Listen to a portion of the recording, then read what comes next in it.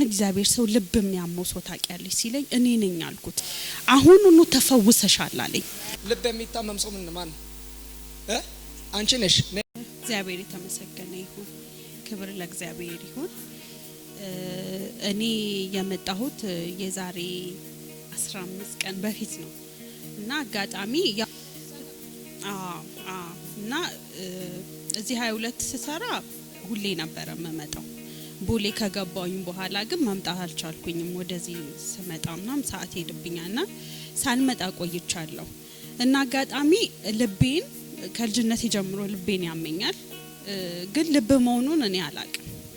በጣም ነው የሚጨንቀኝ። ትንሽ በቃ ከተጨናነኩ ከተናደድኩ በቃ ወድቃለሁ ሁላ ማለት ነው። አክም ቤትም ይጃላል እና ቆይቻለሁ።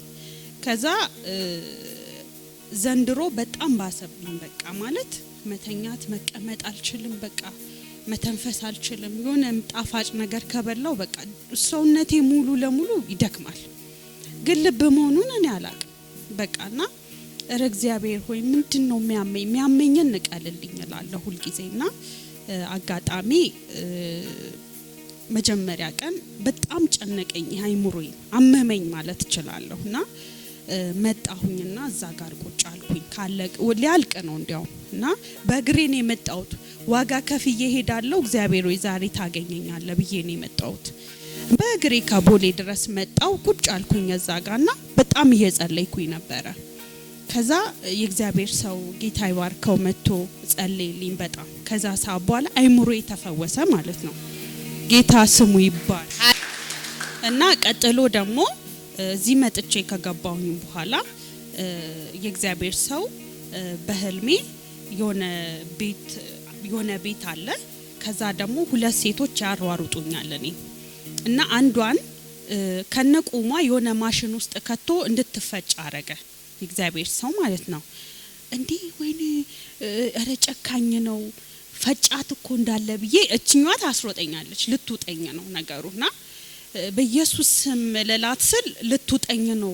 ከሆዷን ከፍታምናም የሆነ ነገር ይወጣል፣ እንዲ ልትውጠኝ ነው። ከዛ በኢየሱስ ስም ብዬ እየሮጥኩኝ ያቺ ማሽን ውስጥ ከቶ ከተፈጨች በኋላ የሆነ ነጭ ሽጉጥ ይዟል። እረ መታት እለዋለሁ። በቃ ግደላት ስለው ይተኩስባታል፣ ትሞታለች ማለት ነው። ከዛ የሆነ ሰላም ቅልል ነገር ይለኛል።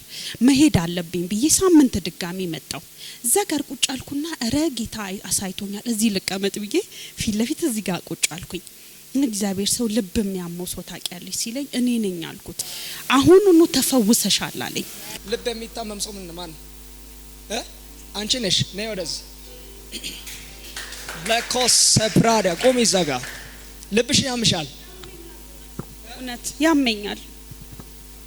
ዛሬ ራሱ በቃ እግዚአብሔር ወይ ንቀልልኝ ብዬ ነው የመጣሁት። ንቀልልኝ ብለሽ ነው የመጣሽው? ፈውስ ራይት ነው። ፈውስ ለምስክርነት ነኝ። ከዚህ ሰዓት ጀምሮ የአምላክ እጅ ባንቺ ላይ መጥቷል። እግዚአብሔር ይሄንን አድርጎልኛል። መጣለሁ እያልኩኝ ደግሞ ወዲያውኑ ነው ባይዘው የተፈወስኩት። በእውነት ወዲያውኑ ነው የተፈወስኩት። እስከ ዛሬ በጣም ጤነኛ ነኝ። እግዚአብሔር በጣም ፈውሶኛል። ጤናዬ ሙሉ ነው እና ትናንት ማታ ሂጂ መስክሪ ያለኝ ቃል ድምጽ ሰማሁ። ሂጂ መስክሪ ያለኝ ማለት ነው። 15 ቀን ሆኖታል ይመስለኛል እና መጣለሁ ላለው አልተመቸኝም ለስራና ማታ ሂጂ መስክሪ ያለኝ። እሺ አልኩኝ። ስራ አስፈቀድኩና ሚሄድበት አለ ብዬ ስራ አስፈቅጄ ቶሎ ወጥቼ መጣሁ። እግዚአብሔር ስሙ የተባረከ ይሁን። ለኔ ደረሰ ጌታ ለእናንተ ይድረስላችሁ። እናንተን ደግሞ እግዚአብሔር ዘመናችሁን ይባርክ፣ ከዚህ በላይ ጸጋ ይጨምርላችሁ። እግዚአብሔር ዘመናችሁን ሁሉ ይባርክ። ቤታችሁ ህይወታችሁ ሁሉ የተባረከ ይሁን። እግዚአብሔር ይመስገን።